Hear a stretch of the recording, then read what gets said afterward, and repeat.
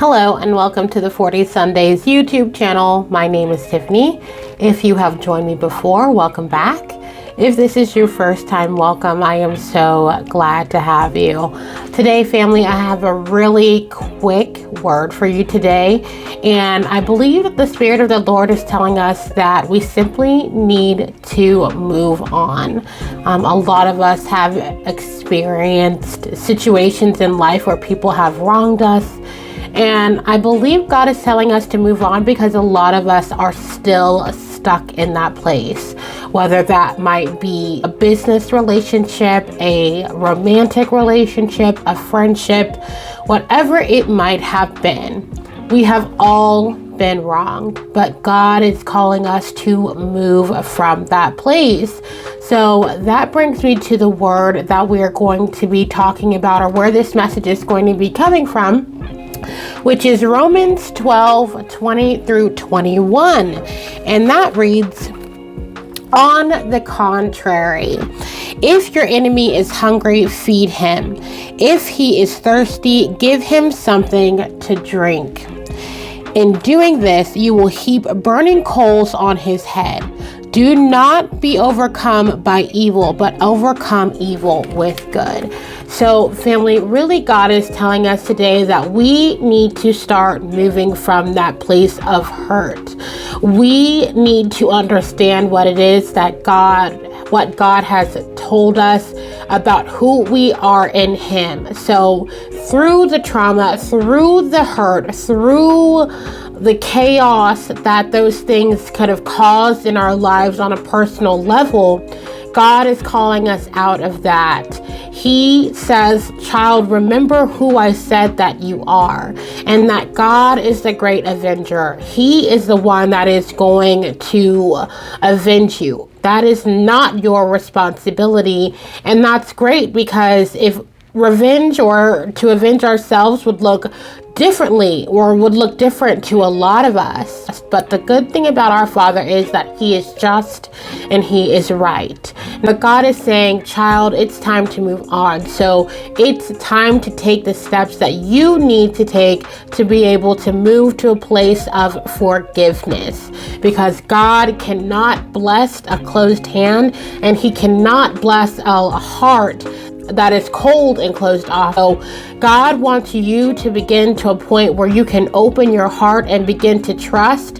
He is leading you and guiding you and giving you the discernment that you need to move into whatever God has called you to do. Maybe that's in a new job, or maybe you're just getting back out there dating, but you do not have to stand in fear of being hurt in any other relationship, because God is going to give you the discernment to be able to navigate those things. So you don't have to worry about knowing if this is going to be somebody that you should invest any time, and that doesn't matter what kind of relationship. This could be family members even. So God wants you, and we talk about therapy, we talk about ways to be able to start that healing process. Number one, that starts with God. And I don't know your financial situation, and everybody's financial situation looks differently, but not everybody, the reality is not everybody has the ability to be able to afford maybe a personal therapist that they can see on a regular basis. But start taking the steps. And when I say start taking the steps to your healing, is that can be as simple as journaling, right? That can be as simple as going to God with all of your concerns, how you feel, what your emotions are, what you're experiencing internally, because God already knows those things. But it's a whole nother thing when we step out on faith and take it to God and be like, "You know what, God, I really am struggling with this area of my life. I'm really struggling to forgive this person because they made me feel some type of way," right? But so those things we can start doing right here, right now. It doesn't take a lot on our part. It could just be as simply as getting to a quiet place and being able to just pour your heart out and say what it is that's on your mind and what's in your heart. God will, because at that point we invite God in to start that healing process for us.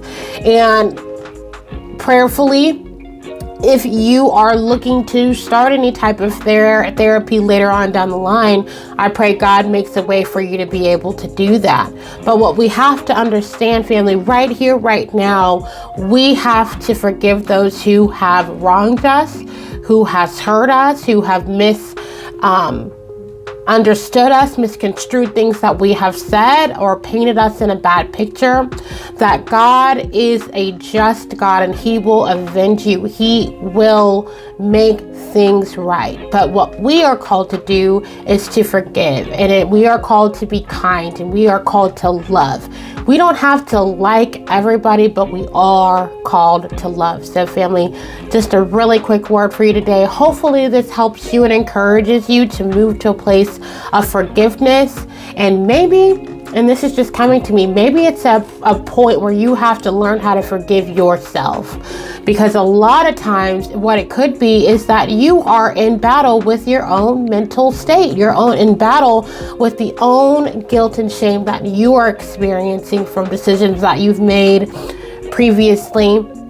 But family, I'm here to tell you that the Lord has already forgiven you, that the Lord loves you, and that He cares about you, and He doesn't want you to continue to beat yourself up over things He's already forgiven you. So sometimes maybe we've wronged ourselves, sinned against ourselves in some type of way where we're not even sure if we can trust ourselves, right? But the Lord wants you to know that you are forgiven, that this is the time that you can start showing up for yourself, that you don't have to operate out of that old person anymore. He has made you anew. You are a new person. You can trust that the Lord is going to lead and guide you on this new journey, and just trust and always seek His face. If you are in the presence of the Lord, if you are always seeking Him, always asking His advice, no matter what it is, inviting Him into the situation, that you never have to fear that the Lord is going to steer you in the wrong direction, even when it comes to yourself and your ability to make decisions in this new life. So family, I love you so much with the love of Christ. I hope you're having a wonderful Sunday. We will talk soon. Shalom, shalom.